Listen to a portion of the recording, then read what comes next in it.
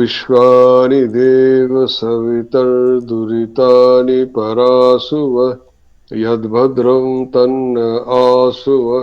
ॐ यां मेधां देवगणाः पितरश्चोपासते तया मामद्य मेधयाग्ने मेधाविनं कुरु स्वाहा। ॐ सहनाववतु सहनौ भुनक्तु सह वीर्यं करवावहै तेजस्विनावधीतमस्तु मा विद्विषावहै। ओम शांति शांति शांति। हम लोग गीता के 18वें अध्याय में थे और पिछली बार हम लोगों ने इसके 62वें श्लोक तक हम लोगों ने पढ़ा था। तमेव शरणं गच्छ सर्वभावेन भारत तत्प्रसादात् परां शांतिं स्थानं प्राप्स्यसि शाश्वतम्। यहाँ तक हम लोगों ने पढ़ा था। अब आगे जो आगे के श्लोकों में भगवान क्या कहेंगे, आगे के श्लोकों में पूरे गीता के अर्थ को का उपसंहार करेंगे। यहाँ तक तो उन्होंने कह दिया, बता दिया कि जैसे यहाँ पर कहा था कि 61वें श्लोक में, इससे पहले जो भी चीजें बताई थी, जो 61 और 62वें श्लोक में दोनों में बताया था कि ईश्वर सर्वभूतानां हृद्देशे अर्जुन तिष्ठति भ्रामयन् सर्वभूतानि यंत्रारूढ़ानि मायया। फिर उसी से संदर्भ में आगे कहा था तमेव शरणं गच्छ सर्वभावेन भारत तत्प्रसादात् परां शांतिं स्थानं प्राप्स्यसि शाश्वतम्। इन दोनों श्लोकों को हमने विस्तार से पिछली बार पढ़ा था कि ईश्वर सभी जीवों के हृदय में, सर्वभूतानां मतलब सभी जीवों के हृदय से मतलब हृदयाकाश में रहते हैं, है उपस्थित है, तिष्ठति। और वहां रख क्या करते हैं, यह उनका भगवान का एक प्रकार से यह भगवान का अपना मत है। इससे पहले जितने भी चीजें बताई थी प्रकृति और स्वभाव के विषय में, वो शास्त्र का मत है। यह 61 और 62 श्लोक में भगवान ने अपना मत बताया है कि सभी जीवों को वो घुमाते रहते, मतलब उसको उसके द्वारा जो भी कार्य होता है वह घुमाते रहने का मतलब यही है। भ्रामयन का मतलब होता है घुमाते रहना। घुमाते रहने का मतलब यही होता है कि उस जो भी कार्य वो कर रहा है वो उसको वो कराते रहते हैं। उसको उसके समझने के लिए हमने देखा था कि किस प्रकार से और कैसे करते हैं, माया के माध्यम से करते हैं। और यंत्रारूढ़ानि, यह जो शब्द व्यवहार किया है यंत्रारूढ़ानि, यह इसीलिए इसको समझने के लिए यंत्रारूढ़ शब्द का प्रयोग किया है कि जिस प्रकार से कोई उस जमाने में तो रथ हुआ करते थे। हम आधुनिक युग के दृष्टि से कुछ तो समझें, जैसे आप कार यान गाड़ी चलाते हैं तो उसमें स्टीयरिंग होती है, एक्सीलेटर होता है, ब्रेक होता है, उसके माध्यम से आप उसको चलाते हैं, जिस दिशा में ले जाना है उसे ले जाते हैं। तो वो स्टीयरिंग वगैरह आपके हाथ में होती। तो वो कैसे करते हैं, उनका वह माया के माध्यम से, जिस प्रकार से कोई व्यक्ति यंत्र को चलाता है, जैसे जो रथ में कोई रथ को हाँक रहा होता है तो उसके हाथ में घोड़े की लगाम होती है और उससे वह उसको कंट्रोल करता है, जिस दिशा में ले जाना ले जाता है। तो वही यहाँ पर इसी के सादृश्य देखते हुए भगवान ने कहा वो जीव को के हृदयाकाश में बैठ करके उससे अपनी इच्छा अनुसार कार्य कराते रहते हैं, इसी प्रकार से माया के माध्यम से। और जीव समझता है कि मैं कर रहा हूं, बस यही। तो तमेव शरणम गच्छ सर्वभावेन भारत। यहां पर एक बात यह समझने वाली है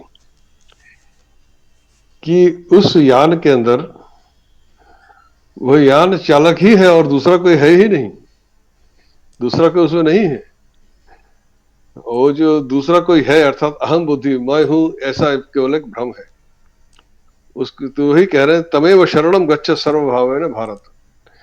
तो वह जो अहंग बुद्धि है उसको पूरी तरह से उनको समर्पित कर दो, क्योंकि उस यान में उनके अतिरिक्त और कोई नहीं। उस भूत के शरीर के भीतर जो ईश्वर अपने हृदयाकाश में बैठे हुए हैं, उसके अतिरिक्त कोई दूसरा उस वहां नहीं है।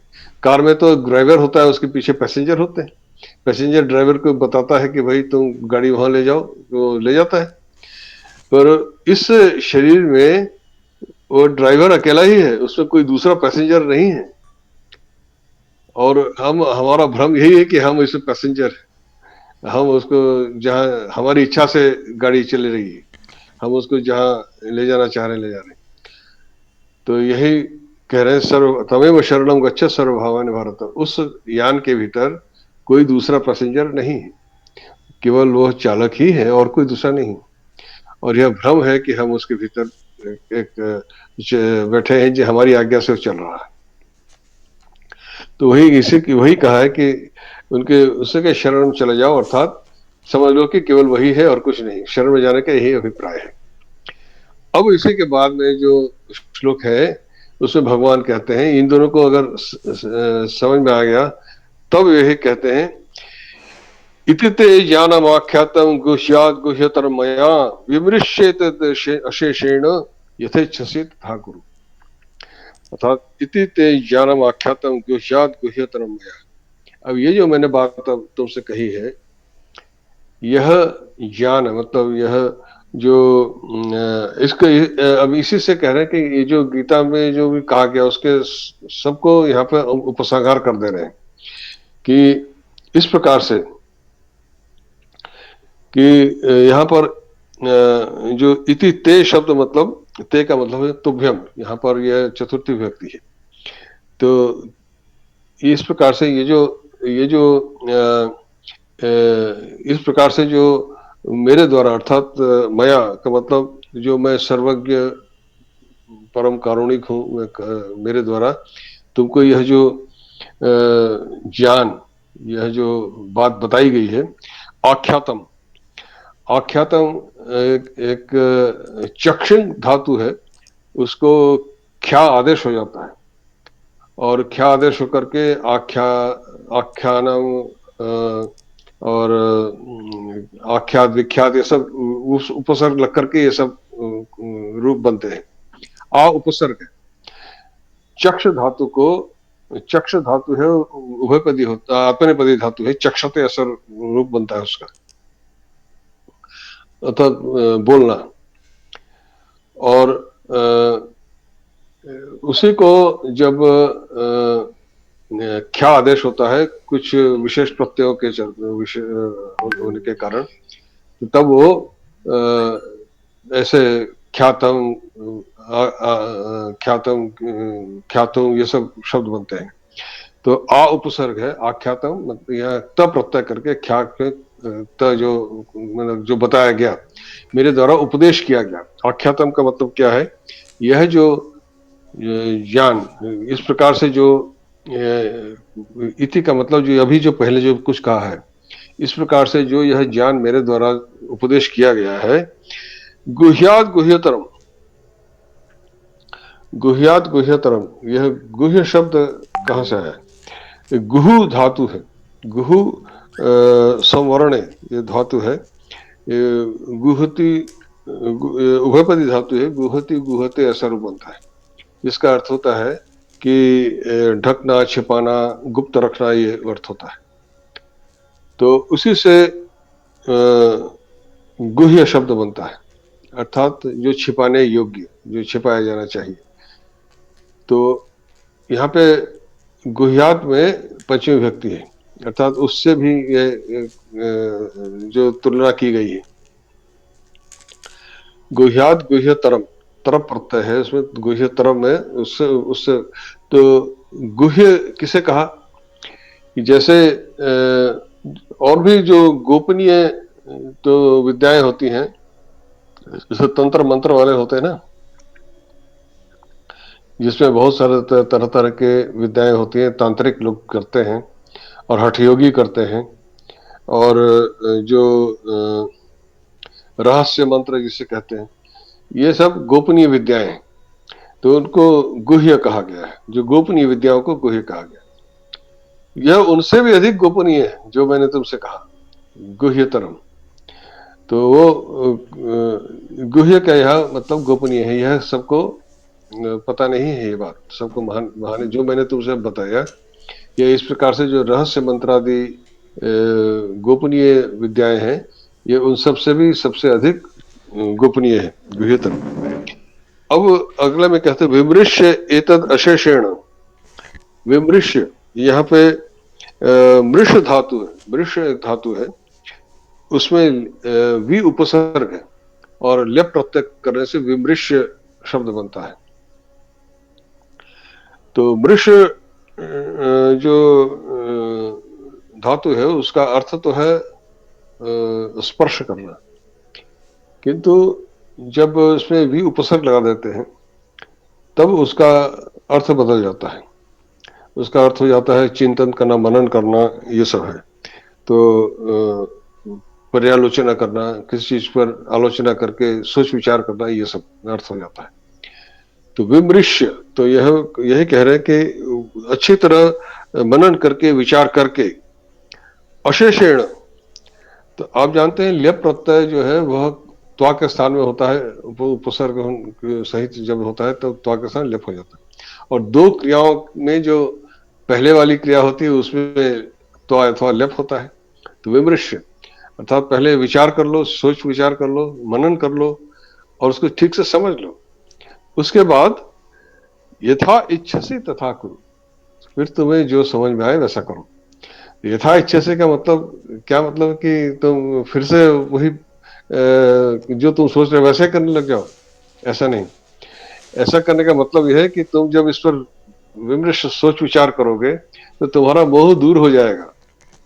यथा इच्छा से तथा कुरु का अभिप्राय यही है कि तुम्हारा जो मोह था, जब तुम जो मैंने बताया है, जो ज्ञान मैंने तुमको उपदेश किया है, इस पर जब तुम अशेषेण मतलब समग्र रूप से इस पूरे जो गीता के में जो भी मैंने उपदेश दिया है इसको समग्र रूप से जब इसमें तुम अच्छी प्रकार से चिंतन मनन करोगे तो तुम्हारा मोह दूर हो जाएगा। यथा अच्छे से तथा कुरु का यही मतलब है कि तुम विचार कर लो और तुम्हें इसकी सत्यता समझ में आ जाएगी और तुम्हारा मोह दूर हो जाएगा, यह अभिप्राय है। इस पर पूरी तरह समग्र रूप से विचार करने के बाद अगर फिर से मोहग्रस्त हो गए और अर्जुन वही सोचने लगे कि मैं युद्ध नहीं करूंगा, तो फिर इधर से उपदेश का मतलब क्या रहा। तो यथा इच्छा से तथा करो का मतलब ये मत समझिए कि उन्होंने अर्जुन को स्वतंत्रता दे दी कि तुम पुनः जैसे हो थे वैसे हो जाओ। इसका अभिप्राय यही है कि इस पर विचार करने के बाद तुम्हारा मोह दूर हो जाएगा और तुम वही करोगे जो मैंने बताया है, यह अभिप्राय है कहने का। तो इसका उल्टा अर्थ न निकालें कि भगवान ने तुमको स्वतंत्रता दे के तुम अपने विचार करके तुमको अगर ठीक लगे तब तुम करो। तो ठीक तो लगना ही लगना है, भगवान गलत थोड़ी बताएंगे जो कि उनको लगे कि ये तो गलत है, मैं जो सोच रहा था वही ठीक है। भगवान ने जो कहा है तो अच्छी तरह विचार विमर्श करने का जो उपदेश दिया भगवान ने का विमृश्य, उसका मतलब है कि जो मैंने कहा उसको ठीक प्रकार से समझ लो, क्योंकि समझने पर तुम्हारा मोह दूर हो जाएगा और तब तुम वही करोगे जो जैसे मैंने बताया है। तो विमृश्य यथा इच्छा से तथा कुरु का मतलब यही कि जो अच्छी प्रकार समग्र रूप से विचार विमर्श करोगे, उस पर चिंतन मनन करोगे तो तुम्हें बात समझ में आ जाएगी, तो वो दूर हो जाएगा, यह कहने का अभिप्राय है। फिर अगला श्लोक कहते हैं सर्वगुह्यतमं भूयः शृणु मे परमं वचः इष्टोऽसि मे दृढ़मिति ततो वक्ष्यामि ते हितम्। सर्वगुह्यतमं भूयः शृणु मे परमं वचः। अब इससे भी अधिक कहते हैं, अब जो अब क्या जो ये अब अर्जुन को उन्होंने देखा कि इस गीता शास्त्र को आनुपूर्वक मतलब आद्य पांच जो उन्होंने कहा उसको पूरी तरह समग्र रूप से चिंतन करना और उस पर मनन करना में अर्जुन का सामर्थ्य उतना नहीं है। तो यही कह रहे हैं कि इसलिए उन्होंने अब कहा कि अब ये सर्वगुह्यतमम, यहाँ पर कहा था गुह्यात गुह्यतरम, जो अत्यंत गोपनीय है उनसे भी अधिक, अर्थात सर्वगुह्यतमम मतलब सभी शास्त्रों से अति गंभीर, अति गंभीर यह गीता शास्त्र। तो पर विमर्श करना, पर्यालोचन करने में अर्जुन की असमर्थता को समझते हुए भगवान ने अब यहाँ कहा सर्वभूय शुरू में परम वचा, भूय मैंने पुनः सुनो। यह क्या है? इस जो सबसे अधिक जो गोपनीय गूढ़ गंभीर जो बात है वह तुम पुनः मुझसे सुनो। भूय का मतलब पुनः, शुणु सुनो, मैं परम वचः, ये यहाँ पर जो है यहाँ पर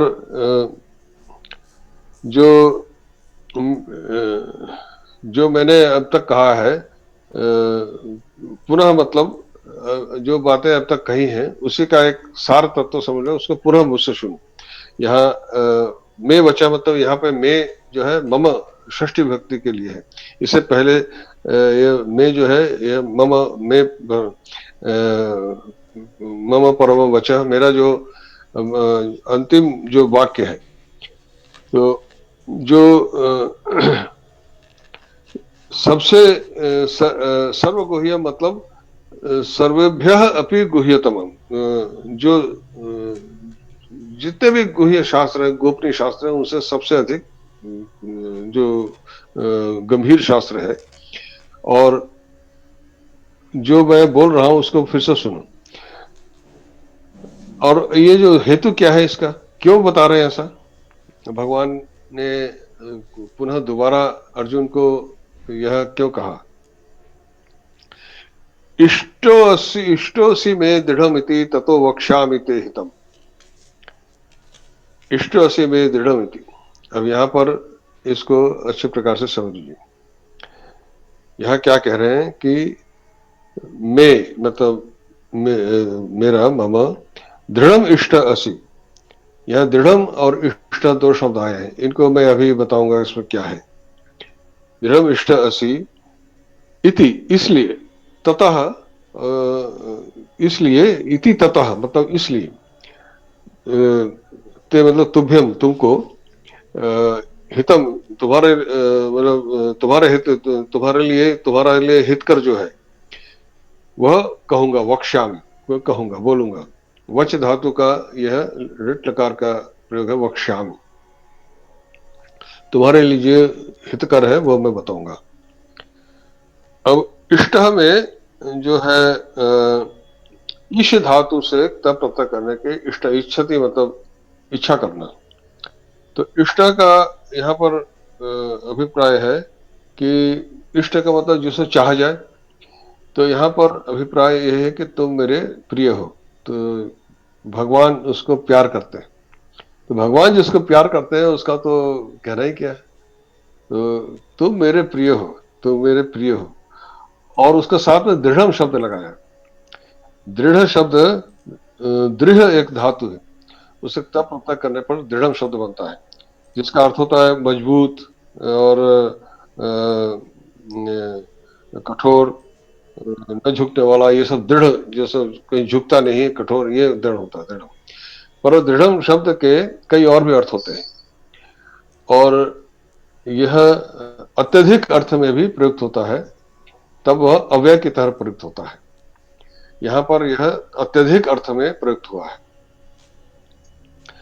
और इसलिए यह वह, और यह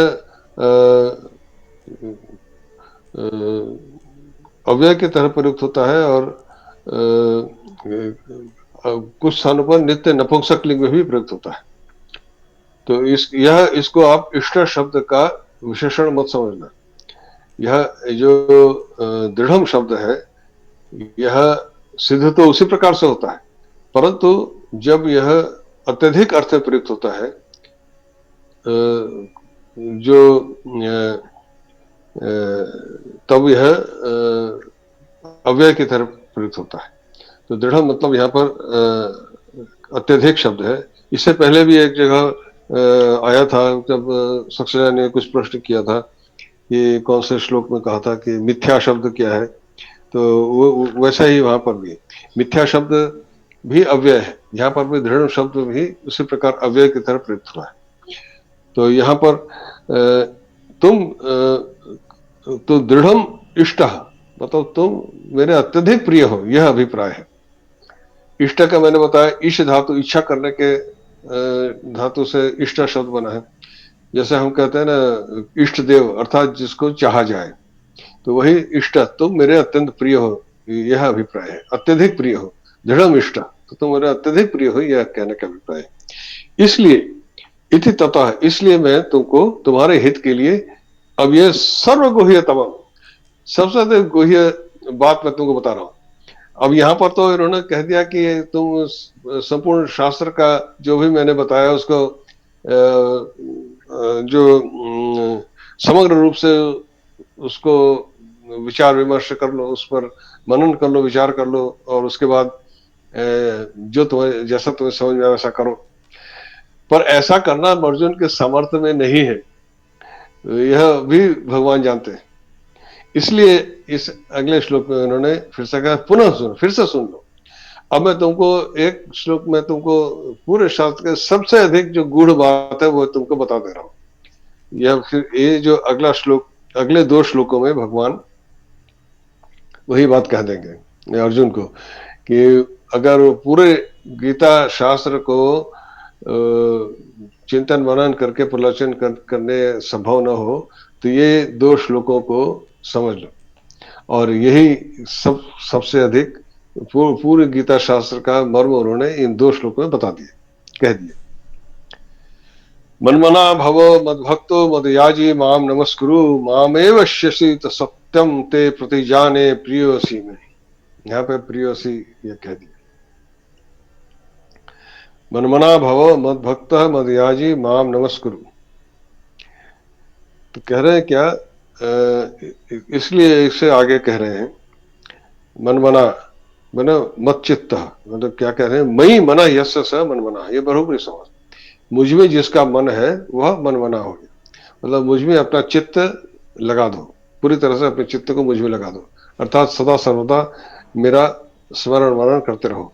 जैसे वहां पर कहा था 8वें अध्याय में आ जाइए, 8वें अध्याय का जो 7वां श्लोक है, 8वें अध्याय का 7वां श्लोक देखिए, जो 8वें अध्याय का 7वां श्लोक, तस्मात् सर्वेषु कालेषु माम अनुस्मर युध्य च मयि अर्पित मनोबुद्धिर मामेश से असंशयः। यही बात यहाँ पर कह दी भगवान ने, मनमना भव, अर्थात मयि मनः यस, मुझ में जिसका मन है, यह के तस्मात् सर्वेषु कालों से माम अनुस्मर युध्य च, मेरा स्मरण करते रहो। तो मुझ में मन लगाने का मतलब क्या है कि सदा सर्वदा, यहाँ कह रहे कि सर्वेषु कालेषु माम युध्य च मम मयि अर्पित मनोबुद्धि, वही मनमना भाव का होता, मयि अर्पित मनोबुद्धि, यही मनमना।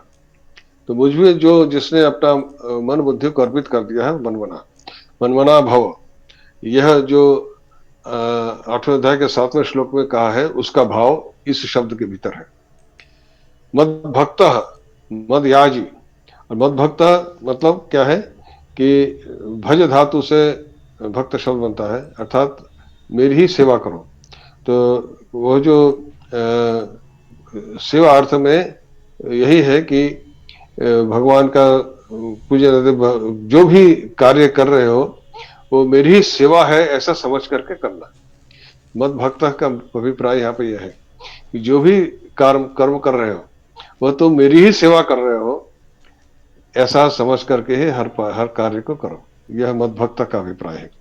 और मद याजी, याजी का मतलब होता है यजते माम यजते मद भक्त मम भक्त, मद भक्त मम भक्त, मेरे भक्त बनो, अर्थात जो भी कार्य करो मेरी सेवा समझ करो। और मद याजी, यज धातु से माम यजते इति मद याजी, इसमें इन्हीं प्रत्यय होकर के याजिन इन्नंत शब्द है ये, उसका प्रथमा विभक्ति एक वचन में मदयाजी ऐसा बन गया। तो क्या कहे इसमें उपपद समास होकर के माम यजते इति मदयाजी, जो मेरी जो यजता मेरी पूजा करता है। मदयाजी, मदभक्त मदयाजी, जो पूजन करना जो अर्थ है वो भी सेवा करने से ही अर्थ है, अभिप्राय यही है। मदभक्त मदयाजी ये एक प्रकार से समार्थक शब्द ही है।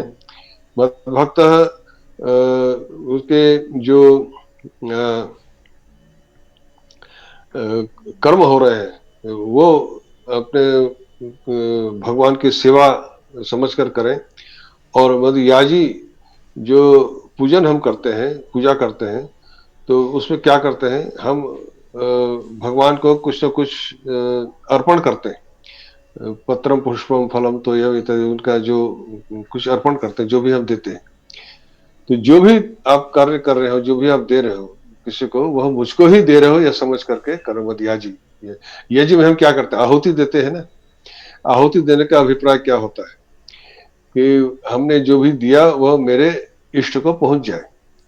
तो समझ लीजिए, समझ लो तुम जो भी कर्म कर रहे हो, मत याजी का मतलब है तुम्हारा जो कर्मफल तुम मुझको ही अर्पित कर रहे हो और तुम्हारा फल मुझको ही प्राप्त हो रहा है। तुम जो भी कर्म कर रहे हो उसका फल तुम मुझको ही प्रदान कर रहे हो।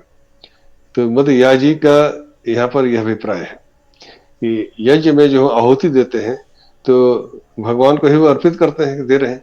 तो मदयाजी का मतलब क्या है, तुम अपने सारे कर्मफल मुझको अर्पित करते रहो।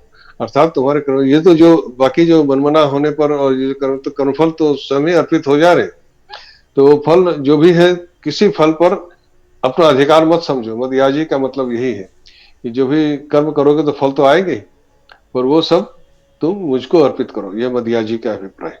और माम नमस्कुरु, और मुझे प्रणाम करो।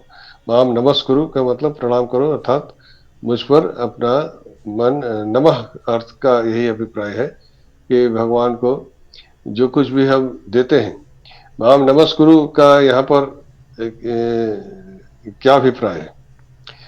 हम जब जो भी हम जब पूजा करते हैं ना, तब हम क्या करते हैं, इदम पुष्पम भगवते नमः ऐसा करके देते हैं ना। नमः शब्द का प्रयोग करते हुए कुछ भी देते हैं। तो जो भी तुम देते हो वो मेरे, नमः का एक दूसरा अर्थ होता है कुछ देना। तो भगवान को जो प्रणाम करते हैं हम, वो भी हम अपनी जो भी हमारा उनके प्रति जो भावना है वो उनको अर्पित कर रहे हैं। तो अपने आप को, नमः का अभिप्राय यह भी होता है कि आप जो कुछ भी है अपना सब कुछ उनको देते रहिए। जब भी हम पूजा करते हैं तब हमें इदम पुष्पम, इदम पत्रम, इदम जलम, जो हम नमः शब्द के साथ उनको अर्पण करते हैं। तो नमः शब्द का यही अभिप्राय है, देना अर्थ भी होता है। तो यह माम नमस्कुरु का मतलब तुम जो कुछ भी मुझको दो अपना, यह इससे पहले कहा ना कि अब इसी के आगे फिर अगले श्लोक में यह और स्पष्ट होगा।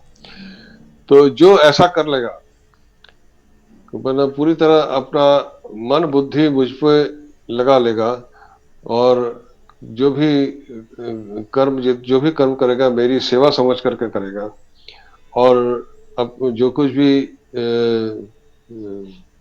जो भी त्याग है, दान है, वह जिसके जो जो भी कर्मों का जो भी कर्मफल है मुझको ही अर्पित करेगा। और वही नमस्कुरु का मतलब यही है कि मेरा स्मरण करते हुए मुझको भी, मुझे को सब कुछ अर्पित करेगा। माम एव एष्यसि, वह माम एव एष्यसि मतलब ये इण गतो एक धातु है, उसी का लिट लकार में एष्यसि बनता है। तुम एष्यसि, तुम पहुंचोगे, तुम मुझको ही प्राप्त हो जाओगे।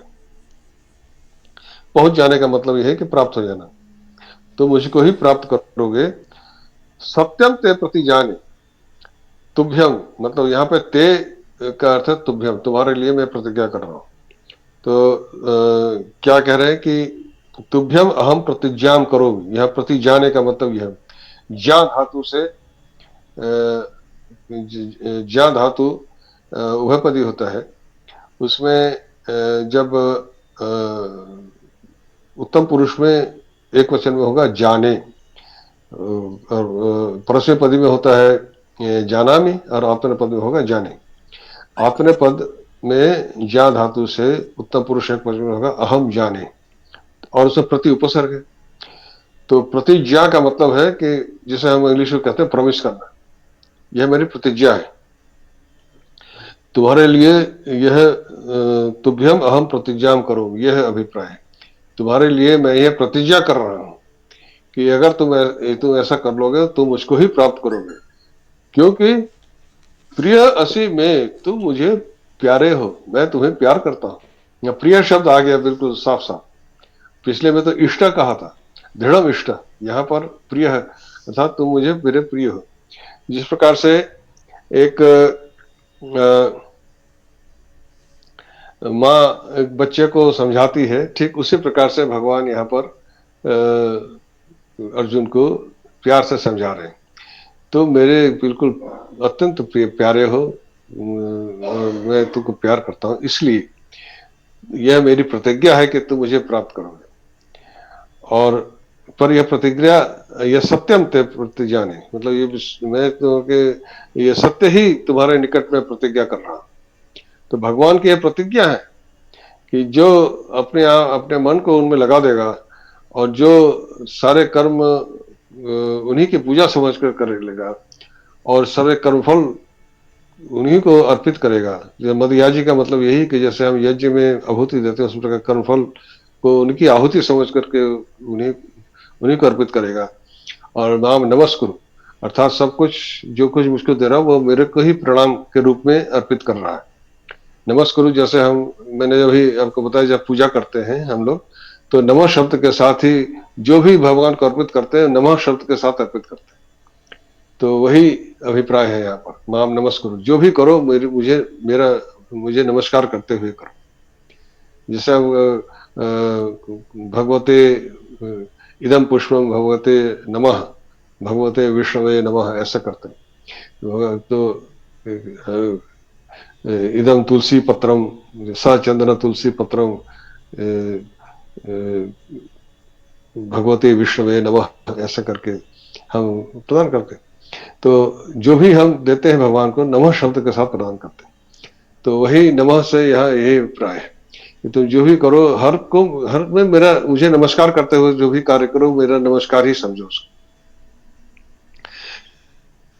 उसके बाद कह रहे हैं अगला श्लोक 66 जो श्लोक है यह बहुत महत्वपूर्ण है। यही इन्हीं दो श्लोक में भगवान ने फिर अगले श्लोक में जो एकदम जो कहा ना गुह्यतमम, ये सारे पूरे संपूर्ण गीता का, इसमें बड़े बड़े व्याख्याकारों ने बहुत तरह की व्याख्याएं की है। तो आज हम भी इसको समझने की प्रयास करेंगे। क्या कहते हैं, सर्वधर्मान परित्यज्य मामेकम शरणं व्रज अहम त्वाम सर्व पापेभ्यो मोक्षयिष्यामि मा शुचः। बहुत ही सब गीता का समझ लीजिए, संपूर्ण गीता का जो इन्होंने कहा ना यहाँ पर कि जो सर्व गुह्यतम भूय शृणु में, तो सबसे गुह्यतम बात यहाँ पर कह दी, सारा उपसंहार इस एक श्लोक में कर। यहाँ पर जो सर्वधर्मान परित्यज्य शब्द का प्रयोग किया है, इसको लेकर के बहुत तरह तरह के मत है।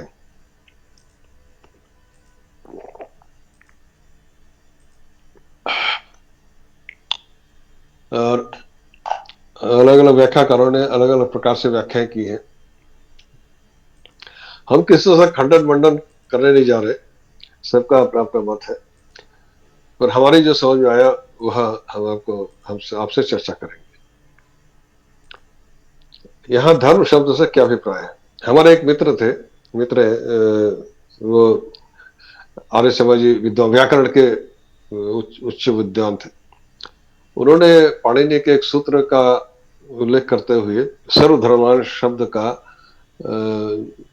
जो विग्रह किया, उसका उन्होंने लगाया कि सर्व अधर्मान, यहाँ पे सर्व और अधर्म शब्द का संधि हुई और अकार का लोप हुआ है कि सर्व अधर्मान परित्यज, इस प्रकार का अर्थ उन्होंने किया। उससे बड़ा आसान हो जाता है अर्थ करना, सारे अधर्मों को परित्याग करके मेरे शरण में आ जाओ। पर अगर इतना ही अर्थ करेंगे तो वहां एक गलती हो जाएगी। गलती ये हो जाएगी कि जब अर्जुन वहां पर खड़े होकर के कौरव सेना के सामने खड़े होकर के यह सोच रहे थे कि अपने पितामह को, गुरु को मार दूंगा, बड़ा अधर्म हो जाएगा, पाप हो जाएगा। तो जिस चीज को वो अधर्म समझ रहे, भगवान ने तो उसी को धर्म सिद्ध कर दिया। तो फिर धर्म और अधर्म की सीमा रेखा को तय करने वाले हम कौन होते हैं? हमारी बुद्धि इतनी कहाँ है कि हम समझ जाए कि क्या धर्म है क्या अधर्म। जिस चीज को अर्जुन अधर्म समझ रहे थे, भगवान ने उसी को धर्म सिद्ध कर दिया कि तुम्हारा धर्म है, तुम इनको मारो। तो यह अर्थ करना कि सर्व अधर्मान पड़े, पहले तो जान तो लो अधर्म है क्या। तो जब वही नहीं पता कि धर्म अधर्म है क्या, पहले धर्म को समझोगे तब तो अधर्म भी समझ जानोगे। तो यहाँ पर शंकराचार्य ने क्या कहते हैं, धर्म शब्देन अत्र अधर्मोपि गृह्यते सर्व धर्मान सर्व कर्माणि। तो शंकराचार्य कहते हैं कि धर्म शब्द से अधर्म शब्द का भी ग्रहण हो जाता है, सर्व अधर्म अधर्म। तो यहाँ पर रामकृष्ण परमहंस जी का एक जो उनकी जीवन वृत्तांत एक बड़ा इस पर आलोकपात करने वाला है। परमहंस जी ने अपने जो उनका जो साधना का समय था, उस समय उन्होंने गंगा के तट पर बैठ करके माँ से कहा कि माँ ये ले तेरा धर्म, ये ले तेरा अधर्म, और मुझे शुद्धा भक्ति दे। कह करके वो गंगा में उन्होंने फेंक दिया, मतलब जो हाथ में कुछ लेकर के कि ये ले तेरा धर्म, ये ले तेरा अधर्म, और दोनों गंगा में फेंक दिया और मुझे शुद्धा भक्ति दी। फिर हाथ में मिट्टी उठाया, कहा कि ये ले तेरा पुण्य, ये ले तेरा पाप, और उसको गंगा फेंक दिया, मुझे शुद्धा भक्ति दी। तो हम समझते हैं कि पुण्य ही धर्म है और पाप ही अधर्म है, वो दोनों को उन्होंने त्याग दिया है, मुझे शुद्धा भक्ति दी। अर्थात पाप और पुण्य, धर्म अधर्म दोनों के परे जाना है। अर्थात जो जिसने अपने आप को भगवान में समर्पित कर दिया, उसके लिए न तो कुछ धर्म रह जाता ना अधर्म रह जाता है, न कुछ पाप रह जाता ना पुण्य रह जाता है, न कुछ अच्छा ना बुरा। भगवान, क्योंकि संपूर्ण जगत में सृष्टि कार्य जो भी चल रहा है, तो उन्हीं के द्वारा चल रहा है। उनकी दृष्टि में कुछ अच्छा बुरा कुछ नहीं है, वो समदृष्टि है, सबको समदृष्टि है उनकी। तो वही समदृष्टि की बात बार बार कई जगह पर कही गई है गीता में। भगवान ने कहा है जो उनके साथ सायुज्य जिनके हो जाता है, उसकी दृष्टि सम हो जाती है। और पाप और पुण्य, अच्छे बुरे से परे चले जाने की बात भी कई जगह कही गई है। तो वही कह रहे सर्व धर्मान परित्यज्य।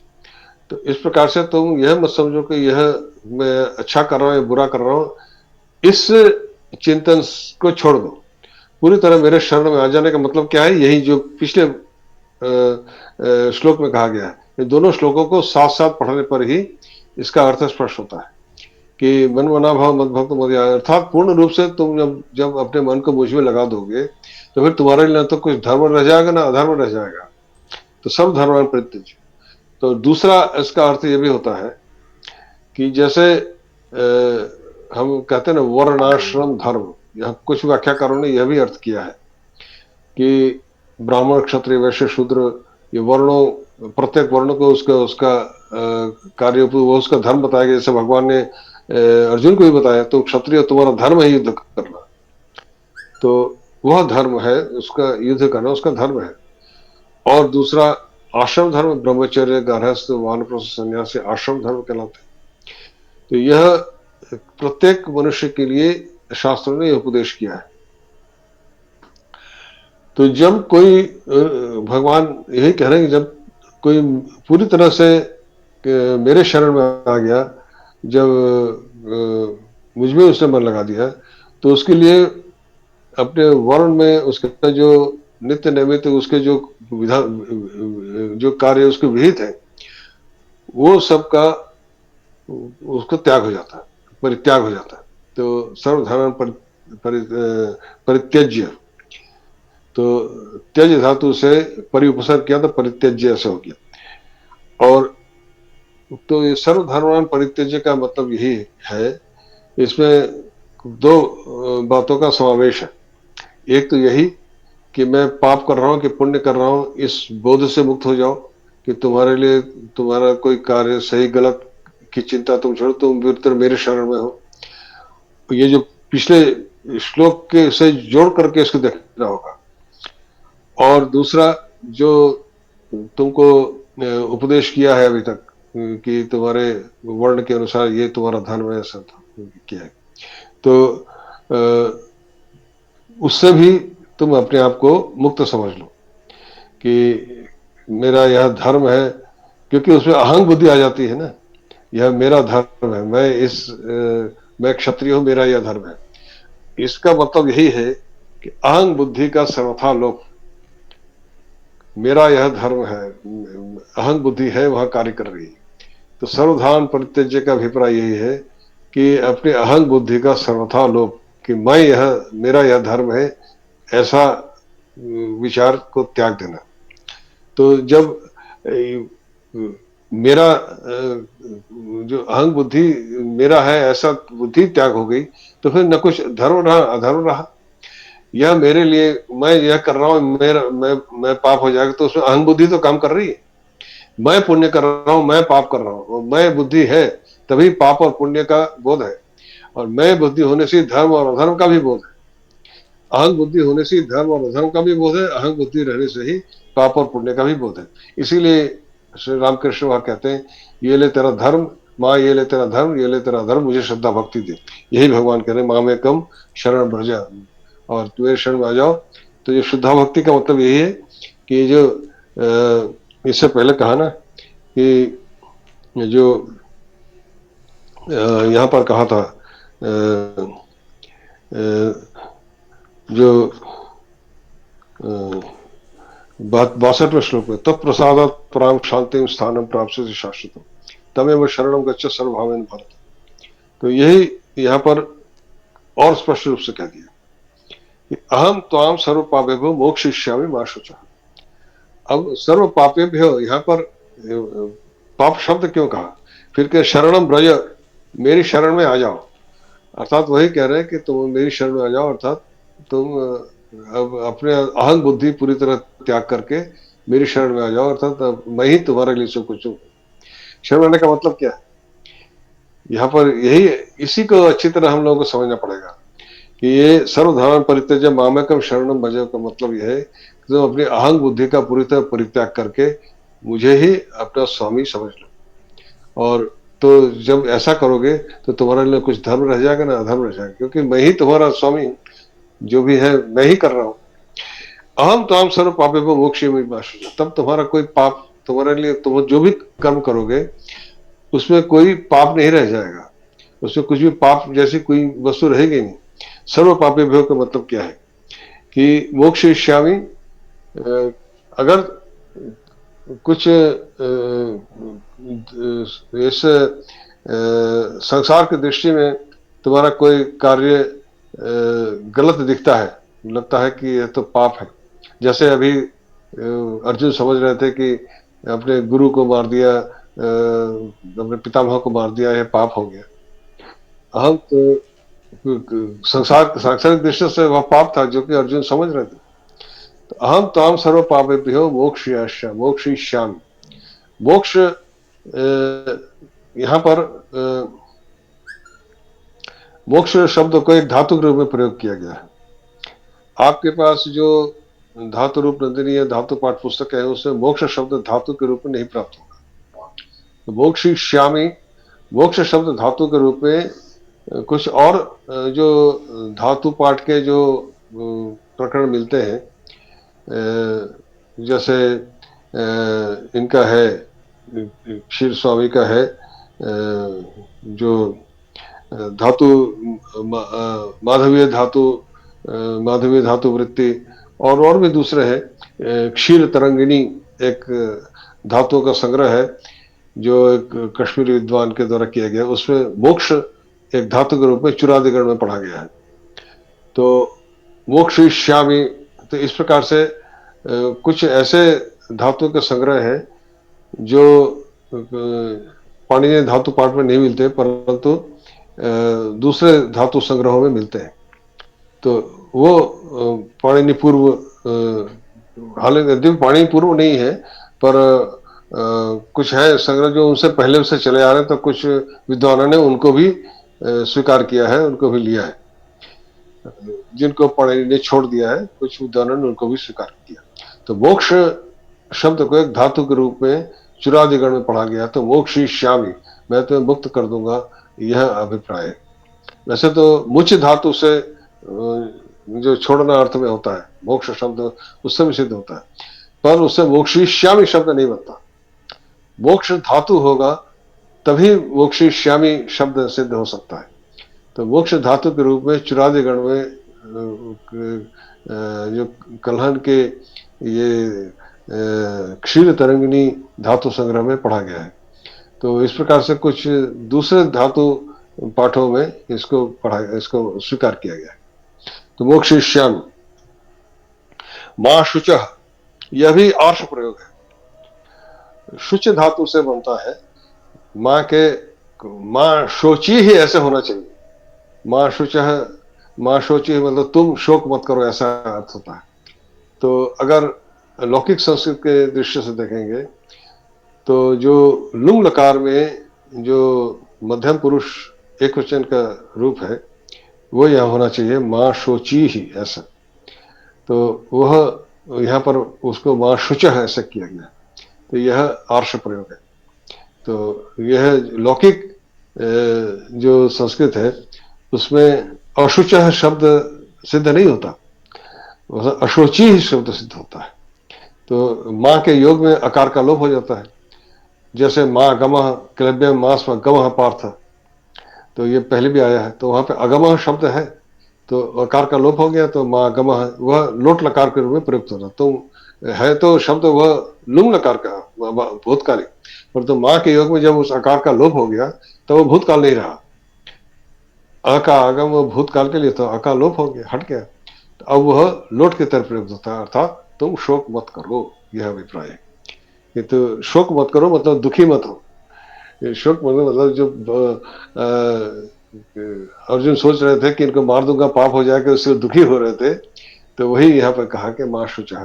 तो शोक करने का यहाँ पर अभिप्राय यही है। बार बार शोक शब्द आया है सभी हमारे शास्त्रों में। शोक शब्द का अभिप्राय हम समझे कि हमारा कोई जब निकट व्यक्ति मर जाता है, हमसे अलग हो जाता है, उसका मतलब सदा के लिए विच्छिन्न हो जाता है, तो उससे जो दुख उपजता है, दुख की उत्पत्ति होती है, उसी को शोक कहते हैं।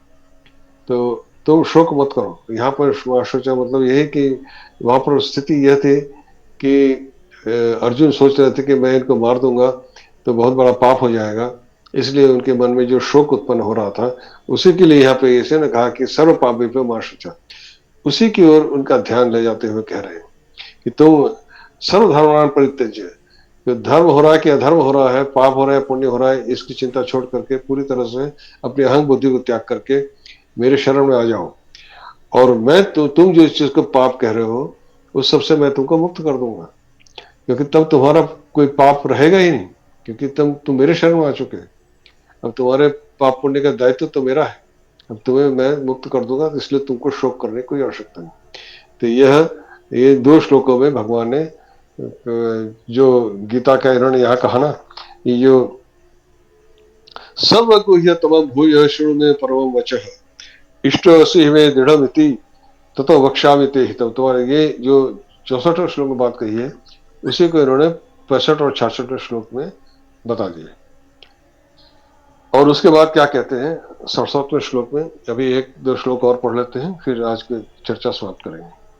इदम ते न तपस्काय न भक्ताय कदाचन न च अशुश्रूये वाच्यम न च माम य अभ्यसूयति। इदम ते मतलब यहाँ पर इदम ते का मतलब है कि यह गीता सारा जो मैंने अभी बताया, और तुम जो इसका मतलब है यहाँ पर जो ते जो शब्द प्रयुक्त हुआ है, इदम ते न वाच्यम, तो यह इदम ते न वाच्यम नहीं कहा जाना चाहिए। यह ते शब्द तो तुम के साथ तब आता है जब द्वितीया में, चतुर्थी में और षष्ठी में विकल्प से आता है, पर इसको भी आप आर्ष प्रयोग समझ सकते हैं। यहाँ पर ते का अर्थ है त्वया, तुम्हारे द्वारा। यहाँ पर जो इदम ते जो शब्द है, ते का अर्थ होता है तुम्हारे द्वारा।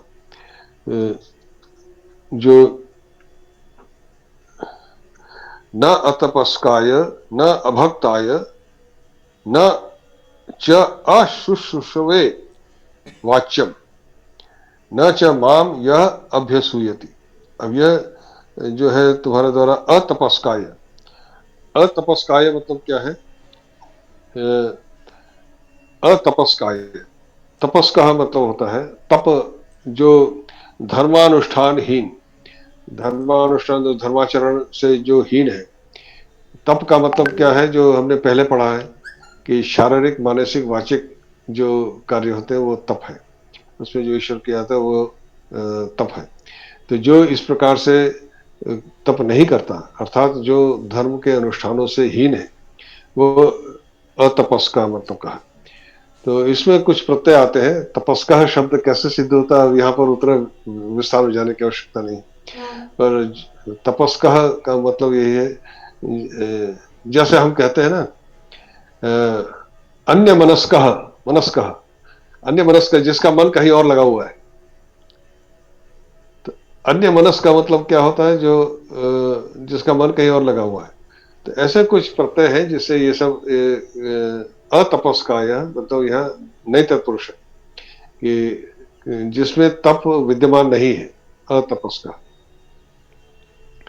तो वो ऐसा यह व्यक्ति के लिए हुआ है जिसमें, इसमें एक प्रकार से बहुब्रीहि समास होता है। तो उसमें अतपस्काय जिसमें तप नहीं है, अर्थात धर्मानुष्ठान से भीन, तो उसमें चतुर्थ व्यक्ति, उसमें उसके लिए उसको तुम नहीं दोगे, उसको देना नहीं चाहिए। न वाच्यम, उसके लिए नहीं कहा जाना चाहिए। न अभक्ताय, अभक्ताय मतलब भक्ति से हीन, जो मेरी सेवा नहीं करता। और न च भक्ताय मतलब गुरु और ईश्वर में जिसकी भक्ति नहीं है। यहाँ पर अभक्ता का मतलब, भक्त का मतलब गुरु और ईश्वर दोनों है। ईश्वर मतलब भगवान में अथवा मुझ में जिसकी भक्ति नहीं है, और गुरु में जिसकी भक्ति नहीं। भक्ति का मतलब यहाँ पर अभक्ताय का अभिप्राय यही है, जो जिसको भक्ति का मैंने पहले भी बताया कि भगवत भक्ति का मतलब है कि भगवान की सेवा पूजा करना, उनका प्रेम। भक्ति का मतलब है प्रेम और उनका विश्वास। तो जैसे नारद भक्ति सूत्र में कहा गया है कि ये जो है भक्ति जो है प्रेम ही है। तो जो अस्मिन प्रेम रूपा, प्रेम रूप प्रेम ही भक्ति है।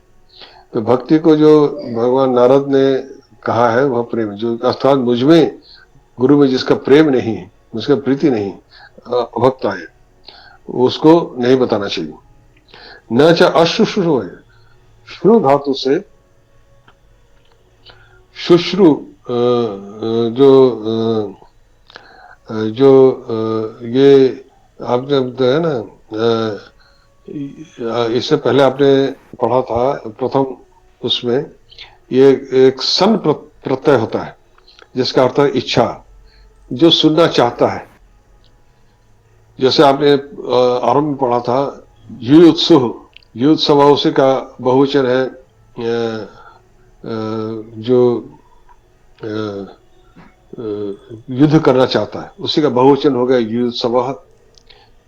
पहला श्लोक है ना कि जिसमें है युत्सव शब्द आया है, पहले श्लोक में सबसे पहला श्लोक है इसका, जब ये पूछ रहे धृतराष्ट्र समवेता युत्सव, युत्सु मतलब युद्ध करने का जो इच्छा करता है। तो शुश्रु मतलब जो सुनना चाहता है, अशुश्रु जो न सुनना चाहता है, जो न सुनना चाहे अशुश्रु। उसी में जब चतुर्थी विभक्ति करें अशुश्रुवे, जैसे गुरुवे, अशुश्रुवे, अशुश्रुवे, जैसे गुरुवे अशुश्रुषु, ऐसा शुश्रुषु ऐसा सूत्र होगा। तो द्वित्व होकर के ये होगा सन प्रत्यय है, ये होगा श्रु शु, ये शब्द है श्रु श्रु शु, तीन सकार है इसमें, शु श्रु शु। तो जब इसका चतुर्थ में करेंगे शुश्रूषवे, और अब आदि में जोड़ दीजिए, जो नहीं सुनना चाहता। शुश शुश सुह न शुश शुश अशुश, उसमें जब चतुर्थ व्यक्ति है तो अशुश में हो। तो ये इस प्रकार से यह इसका मतलब जो सुनना नहीं चाहता। बहुत से लोग होते हैं ना जो सुनना नहीं चाहते, तो कहते हैं क्या ज्ञान दे रहे हैं, फालतू की बातें। तो जिसको इसमें कोई रुचि नहीं है ऐसे व्यक्ति को भी नहीं होता। और कहते हैं माम यह अभ्यसूयति। अभ्यसूयति के मतलब क्या है कि अभी असूयति में अभी उपसर्ग है। असूया, असूयति का मतलब है असूय धातु है, उसमें असूयत, ये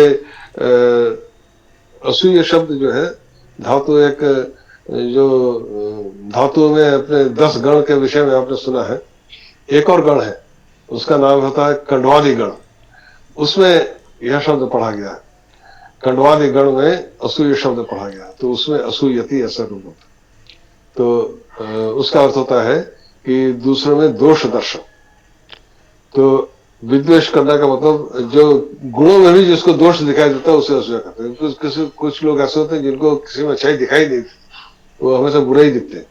तो माम अभ्यसूयति, जो मुझ में हमेशा दोषारोप करते हैं कि इन्होंने तो ये गलत किया, ये गलत किया, ये गलत किया, उनको उसमें दोष दिखते हैं। क्योंकि हम जब भगवान को मनुष्य रूप में ही देखेंगे उनमें दोष दिखाई देगा। आपको आप जानते होंगे कि बहुत से लोग ऐसे हैं कि राम के चरित्र पर भी दोषारोप करते हैं कि राम ने बाली को छुप करके मारा, ये वो दुनिया भर की बातें करते हैं। तो वो उसमें राम के कार्य में दोष देखते हैं, पर वह क्यों किया, कैसे किया, उसमें जाने का वो नहीं किया। तो ये जो मुझमें जो दोष दर्शन करते हैं, भगवान कृष्ण ने भी कुछ कहते हैं, भगवान कृष्ण ने अपने प्रतिज्ञा भंग की। उन्होंने कहा था अस्त्र नहीं उठाऊंगा, लेकिन उन्होंने अस्त्र उठाया, भीष्म को मारने के लिए रथ का पहिया उठा लिया। और ये तो उनको दोष दर्शन करते हैं लोग, जो भी करते हैं। अब ये तो जो मुझमें दोष दर्शन करता है ऐसा व्यक्ति, तो इसमें 4 प्रकार के लोगों का भगवान ने वर्णन किया है कि जो धर्मानुष्ठान से विहीन है, अतपस्काय, न भक्ताय, जिसका मुझमें गुरु में प्रीति नहीं है, प्रेम नहीं है, विश्वास नहीं, जो इस तरह की बातों को सुनना नहीं चाहता, और तीसरा जो मुझमें दोष दर्शन करता है। इस 4 प्रकार के लोगों को यह बात तुम्हें नहीं बतानी चाहिए। न इदम ते, तुम्हारे द्वारा नहीं कही जानी, इदम ते न वाच्यम, यह ते शब्द का मतलब है त्वया, तुम्हारे द्वारा नहीं कही जानी चाहिए। तो यहाँ तक आज यहीं तक करते हैं, और उसके बाद थोड़े से श्लोक रह जाएंगे। फिर 72वें श्लोक तक तो भगवान की बातें, उसके बाद 73वां श्लोक अर्जुन का है। उसके बाद संजय ने जो कहा है कि उसके बाद संजय के वाक्य। तो भगवान का जो उपदेश है वो 72वें श्लोक में आकर के समाप्त हो जाता है। उसके बाद अर्जुन क्या कहते हैं, उसके बाद संजय क्या कहते हैं, वो आते हैं। तो मुख्य जो गीता में भगवान का उपदेश है वो 72 श्लोक तक है। तो ये जो अंतिम श्लोक है इनको हम अगले 2 कक्षाओं में समाप्त करने का प्रयास करेंगे। आज यही पूछ रहे थे। हाँ, क्या पूछ रहे हैं सर? उसमें एक श्लोक आपने पढ़ाया कि सर्व धर्मानि परित्यज्य माम एकम शरणम अहम ताम सर्वपापेभ्यो मोक्षयिष्ये। तो यहाँ पे ऐसा तो नहीं कुछ कह रहे कि केवल मुझे ही भजो और किसी को मत भजो? अगर जैसे दूसरे किसी की पूजा करते हैं तो इसमें तो मना नहीं किया है ना इस बात को? नहीं, वो तो मना नहीं किया है। सर्व धर्म माम एकम शरणम भज, इसका मतलब वो भगवान तो उन्होंने बताया कि वो सभी में विद्यमान है। आप जिसको अपना इष्ट मान रहे हैं उन्हीं को भगवान कृष्ण ही सब रूप में विद्यमान है। पहले भी उन्होंने यही कहा है। तो कि आप जिसको भी आप अपना प्रभु मानते हैं उन्हीं में सब कुछ समर्पण करने। हम जैसे भगवान कृष्ण को ही पूर्ण ब्रह्म माना गया है, तो भगवान कृष्ण को ही विष्णु के ही अवतार उनको माना गया है। तो और विष्णु ही भिन्न भिन्न रूप से सारे कार्य कर रहे हैं। तो आप जिसको भी आप अपना इष्ट मानेंगे, समझ लीजिए विष्णु उसी उन्हीं में विद्यमान है। विष्णु ही सृष्टि कर रहे हैं, वही संहार कर रहे हैं, वही पालन कर रहे हैं। यहाँ तो हमने ईश्वर के रूप में अलग अलग उनको रूप दे दिए, तो यह पर जिस रूप में उनको करेंगे वस्तुतः उन्हीं को कर रहे हैं। सक्सेना जी, आप कुछ पूछना चाह रहे हैं? सर ये दो प्रश्न है सर मेरे। सर एक तो 59 जो श्लोक है ना सर, मिथ्याएष व्यवसायस्ते प्रकृतित्वान् नियुक्ष्यते। हाँ हाँ, मिथ्याएष प्रकृति का अर्थ स्वभाव किया गया है। नहीं, स्वभाव क्या ये प्रकृति सर ये प्रकृति स्वभाव है या भगवान की प्रकृति है? नहीं नहीं, स्वभाव तो अगले उसमें आया है 60वें श्लोक में, स्वभाव अजय ने कहते हैं। प्रकृति और स्वभाव प्रकृति है ना। हाँ, ये अलग अलग है। यह प्रकृति का मतलब है कि जो रजोगुण, तमोगुण, सत्वगुण, ये प्रकृति है। 3 गुणों से अभिप्राय है भगवान की प्रकृति। हाँ, भगवान की प्रकृति तो भगवान की है। तो तीनों गुण तो भगवान ने ही दिए है ना, तो प्रकृति भगवान की है। तो प्रकृति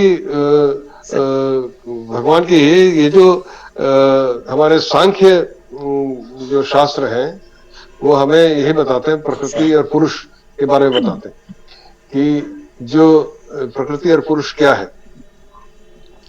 ये जैसे आप अग्नि और उसकी दाहिका शक्ति, अग्नि को स्पर्श करेंगे तो हाथ जलेगा।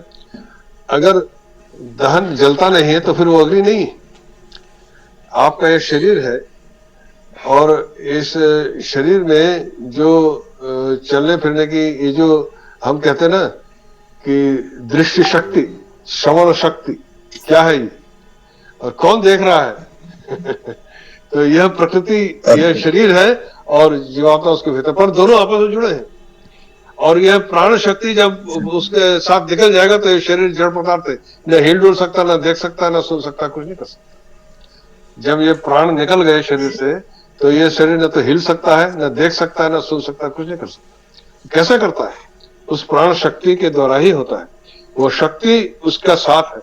उस शक्ति के बिना वो इस शरीर को क्रियाशील नहीं कर सकता। तो जब भी वो जीव आत्मा जब भी किसी शरीर में प्रवेश करेगा तो वह आत्मा, वह शक्ति के साथ ही आएगा। जैसे अग्नि को उसके दाहिका शक्ति के बिना उसकी कल्पना हम नहीं कर सकते, वैसे ही जीवात्मा को भी इस प्राण शक्ति के बिना उसको आप धारणा नहीं कर सकते। इसलिए जब भी वो बाहर जाता है तो प्राण शक्ति के साथ ही है। आत्मा है और प्राण नहीं है, और प्राण है और आत्मा नहीं है, ऐसा नहीं होता कभी। जब भी प्राण निकलेंगे तो आत्मा भी निकल जाएगा, आत्मा भी निकलेगा और प्राण भी निकल जाएगा, दोनों साथ साथ। पर दोनों एक साथ, ये जो 5वें अध्याय में भगवान, जी सर, हाँ, तो दोनों साथ साथ ही जाएंगे। जो भगवान ने जी सर, क्या चीज क्या कहा? ये वही है जो भगवान ने 5वें अध्याय कार्यते ही अवशाह कर्म सर्वः प्रकृति जैद गुण ही।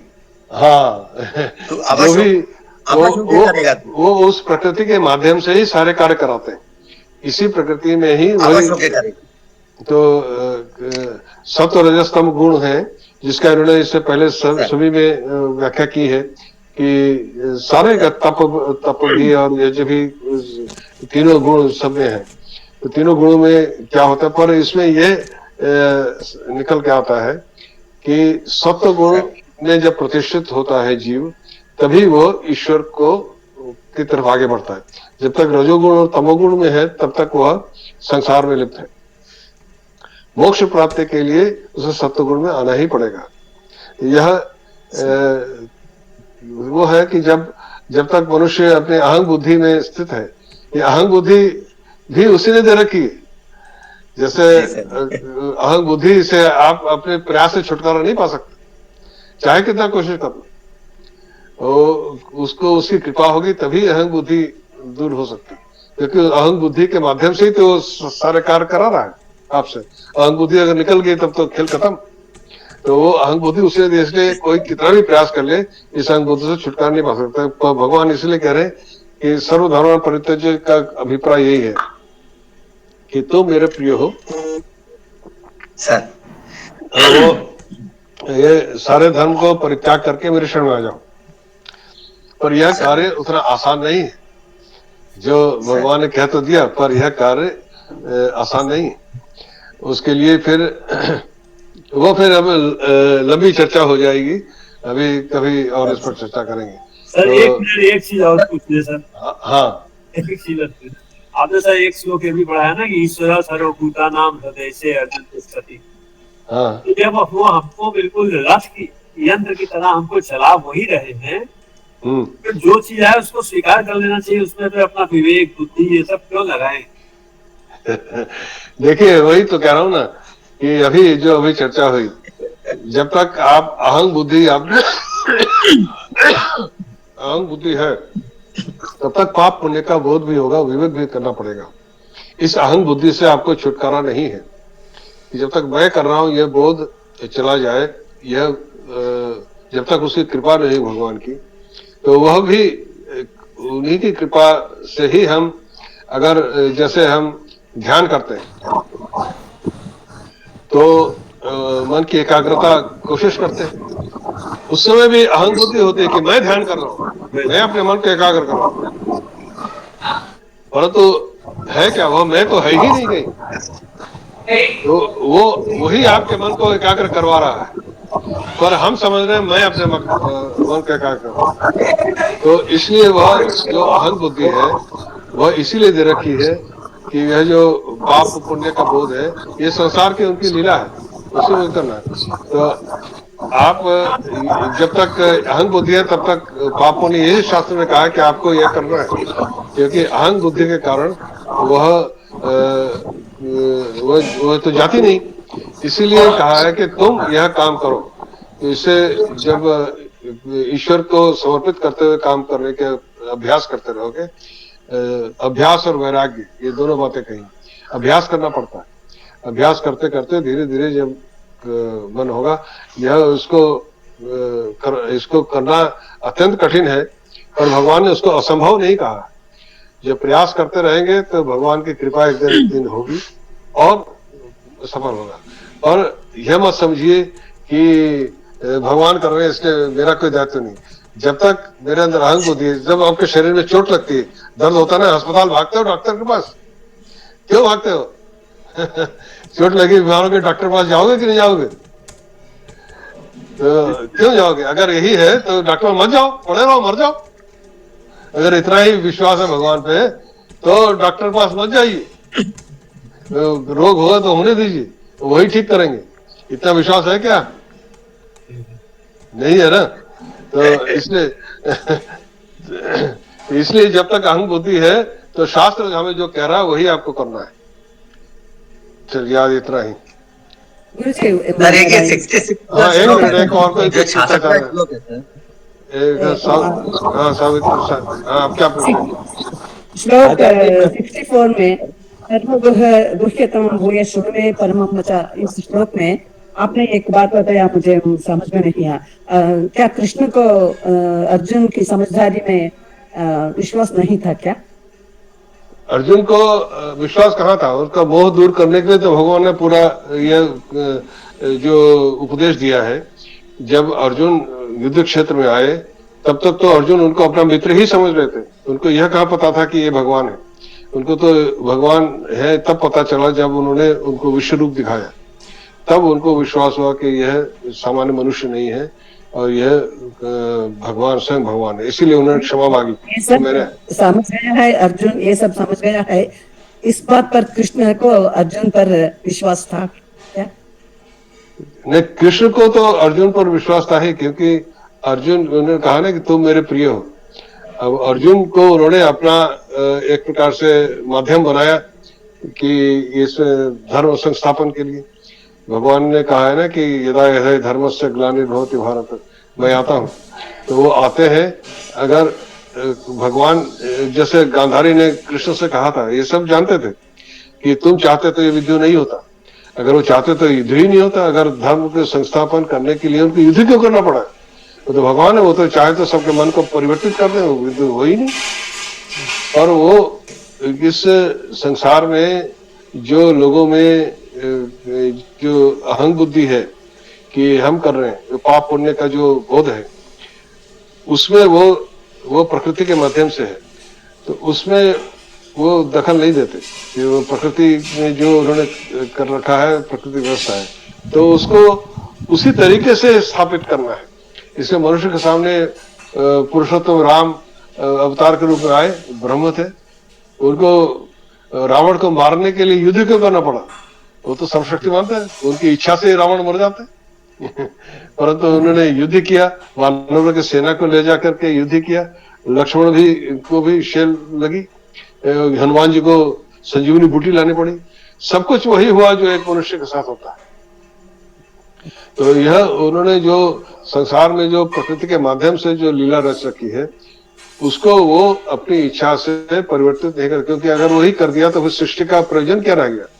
सृष्टि का जो कार्य है वो तो होना ही है, परंतु वो आते हैं जब यह धर्म और अधर्म का जो बढ़ना और घटना है, जब सब उन्हीं की इच्छा से हो रहा है, तो ये अधर्म का उत्थान भी तो उन्हीं की इच्छा से हो रहा है, तो उसी को घटाने के लिए वो स्वयं भी आ रहे हैं। ये सब उसकी लीला है। तो इसलिए कह रहे हैं कि सर्वधर्म परित्यज्य मामेकं शरणं व्रज, तुम ये सब की चिंता छोड़ो, तुम मेरे शरण में आ जाओ, वो तो मेरी लीला है, तो मुझे जो करना है मैं करता रहूंगा। धन्यवाद आचार्य जी, नमो नमः। हम ये जानना चाहते हैं कि प्राणियों का हृदय क्या है? हृदय क्या है? हृदय देखिए, जो हम शरीर के अंदर जो हार्ट जो धड़कता है, यहाँ हृदय से मतलब उस हार्ट से नहीं है।